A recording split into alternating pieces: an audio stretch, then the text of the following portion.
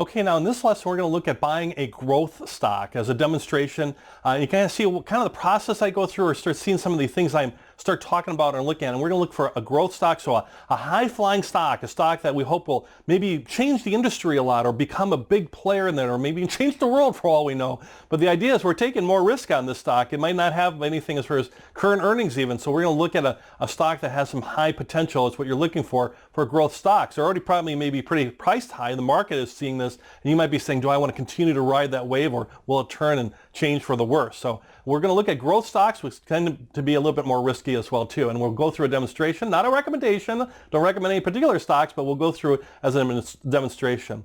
And in this case, we're going to do this demonstration looking at Tesla. You might know Tesla as the automobile manufacturer. They make high-end electric cars. They typically start around $80,000 or whatever as far as an electric car, a high-end sports electric car. But they recently, or not recently, they announced they have this Model 3, which is a big a big $35,000 car, something lower price, and that's really caused the stock to really react positively in that initial short term. And we might be thinking, oh, maybe they can make a car that's more affordable to the masses, at least at the high end of the masses, not an inexpensive car, but it's still an electric car. And maybe that's going to be something that'll change the industry, maybe change the world. Tesla's done a lot of stuff as far as changing the industry, looking at maybe selling direct versus, let's say, selling through a dealer network like they do in the United States as an example. So we'll look at Tesla and we'll compare it to an old kind of company, Ford Motor, and less of a high-end growth company, where Tesla's more because they're trying to do something new with electric cars and other things around electric vehicles and batteries and other things that they're looking to do.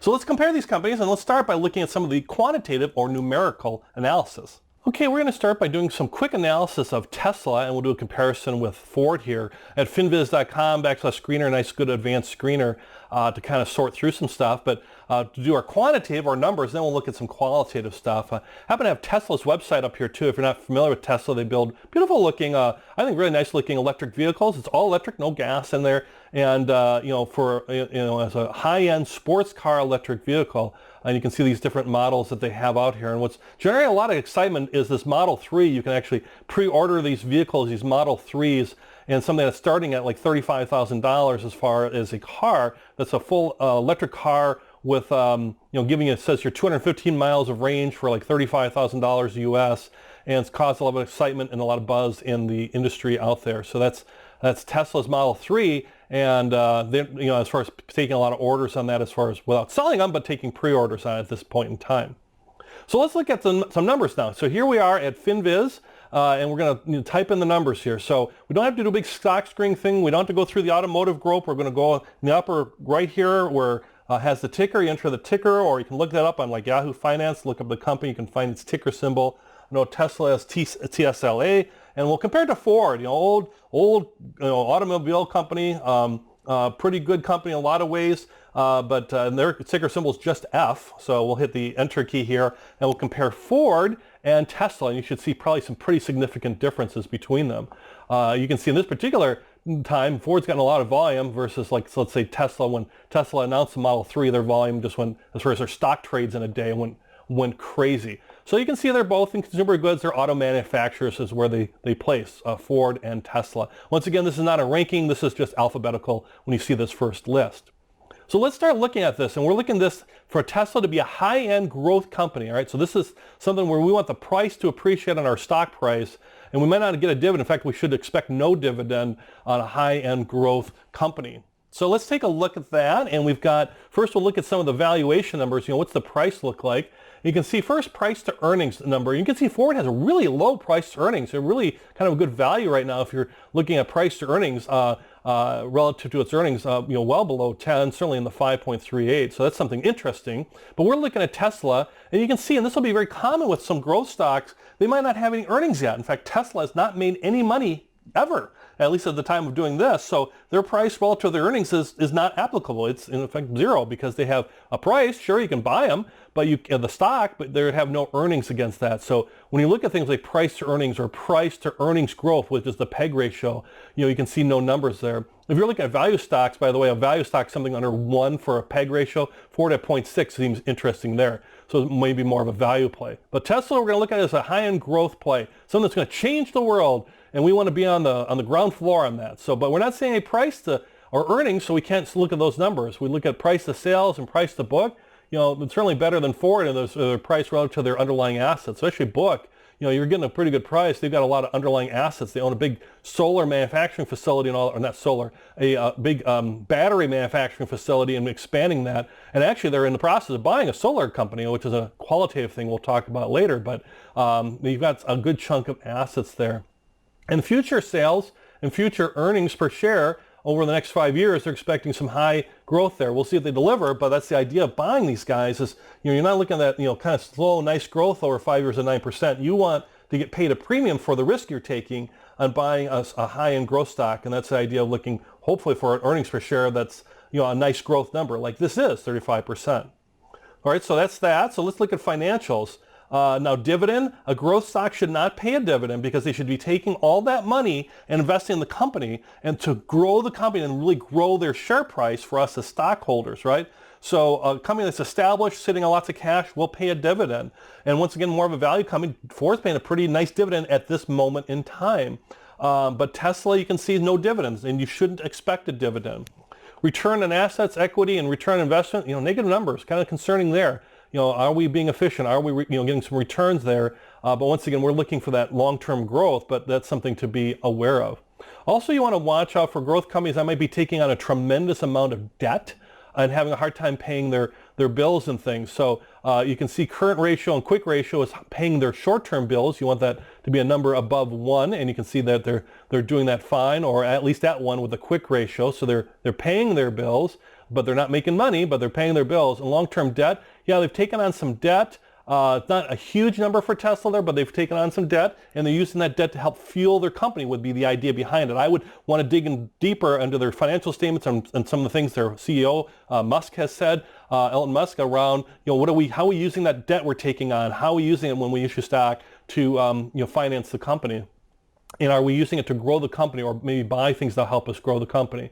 But not scary numbers here. You can see Ford's got some scary numbers up here because they're trying to service a lot of big force of people, a lot of plants. They're also having to take care of people with pensions and things that they have an obligation there too, and so they maybe are taking on more debt. But you can see not bad as far as with Tesla. And profit-wise, you can see they're not making any money yet. They're losing money, right? They have a negative profit margin because they're putting all that money into research and development and building these new cars and building the Model 3. So every car they sell, they're in effect losing money as when compared to looking at an overall profit margin as they build the market and build out their organization. Not uncommon for a growth stock, but it'd be nicer at least if they're making some money too. You might find that in technology where they can maybe turn some profit maybe a little bit faster just because you don't have the hard good costs or the people costs you might have in a big manufacturer like an automobile manufacturer. You can see ownership, who's owning the company and what, how much is insiders, how much is institutions, that kind of stuff. Pretty well bought between institutions and regular folks like you and I.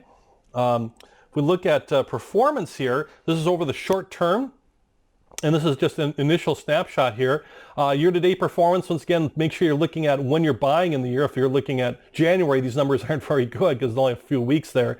But if we look over the last year, you can see the Ford stock's down, automotive is down, Ford's down 7, but Tesla's down 21%. And we'll see in the chart here in just a second why that is, but they basically had a big run up with their Model 3 and the launch and everything, and now they've kind of come back. They've had some other types of issues and things, so they've come back, but maybe it's a growth stock that might be a little bit on sale, down 21%. It's something to be aware of and look at. But growth stocks, they'll fluctuate more. They'll have much more volatility and be bouncing around a lot more. In fact, let's look at technical, which will show us our beta, which will show us some volatility. We should see a number above 1 and maybe a big number above 1, and we do. Tesla's 1.34. Ford at 1.29 is actually disconcerting for Ford. That shouldn't be typically that high, hopefully, for them, but it is. But Tesla 1.34, that's not unusual for a growth company, right? They're going to have fluctuations. They're going to be up. They're going to be down. If this was a low beta, like below 1.0, 1.0 and less means it's less volatile than market. The price changes less than the market, less risk. That would be even better. But this isn't scary bad, but just something to be aware of, that if you buy Tesla, the stock will go up and the stock will go down, and you have to be aware of wild swings with that. It's going to be much more volatile than the market. So if you hear people on the news and saying, oh, the market's real volatile, it's been real volatile over the last month, Well, with Tesla, you're going to be even more volatile than that. So just be aware of that. And then you can do like custom stuff. We'll look at the charts here. You can see Ford kind of went down here, this over the last year, and then bounced back and has been in this narrow kind of trading range here after maybe had bad earnings or something, who knows, and it went down. I mean, you can research that and find out. And then Tesla was going down, down, down, and then they had this Model 3 in launch, and took off well better than expected as far as pre-orders on that, sight unseen. And look at the stock, rocketing up there. That's what you can see sometimes with a growth stock. Like, whoa, look at it go. But then when do you sell? If you sell. See, now it's kind of come back down, and then maybe it's now down here. Is this going to be its price? Is it going to go back rocketing up? When that Model 3 comes, are they going to rocket up? Or are they going to go down? Are they going to have other problems? How's the company running? So this doesn't tell you the whole story, but it's interesting to see down, down, down, up, up, up. See that volatility there? If I bought here, I'd be like, oh my gosh, what a bad purchase. Maybe I'm going to sell. And then right when you sell, it's like, oh my gosh, I blew it. Look at it go. That's why stocks are for the long term. This is very over almost like a 4 or 5 month period. Stocks are longer term investments, particularly when you look at that volatility, and certainly in my opinion. You can get news and information. I like just jumping right to the snapshot because it shows my chart, it shows my numbers all in one place for the particular company. It's got news right here. So if I'm looking at something right here, I can read different articles about the company. It gives me a little description of the company itself. Plus maybe what insiders are doing here as well. If we look at Tesla here, you can see that big movement on that chart here, their numbers, different types of information out there that might be going on. Tesla update halts automatic steering if driver is inattentive. They've been having some troubles with their automatic steering. Great technology, cool, but if it doesn't work, it's going to cause the stock to go down. So there's some safety debates and things you can read along that. And there's some things around like over dealership laws and things within, because they want to sell directly. This is how they're disrupting or changing the market, not selling through dealers, but that states and unions and different people are resisting that. Small businesses might be too. So you can see what might be a positive for some might be very negative for others. So if we think about Tesla here, a good example of a growth stock. The idea is, it's going to have low earnings, maybe no earnings, maybe future earnings per share would be good. Financial numbers might be, no PEG ratio or anything, but maybe good price to sales or price to book. And certainly not a dividend payer, and but nice that their debt was pretty good. I like that. The debt was pretty good, though some of their other numbers, efficiency numbers weren't terrific, but good debt numbers there. And then it was interesting. You always see this high kind of beta type number here, as far as the numbers in it being more risky. And that's the thing with growth stocks, and we start talking about this now qualitatively, kind of more gut and more of our more mind kind of coming in there versus the hard cold numbers of quantitative numbers.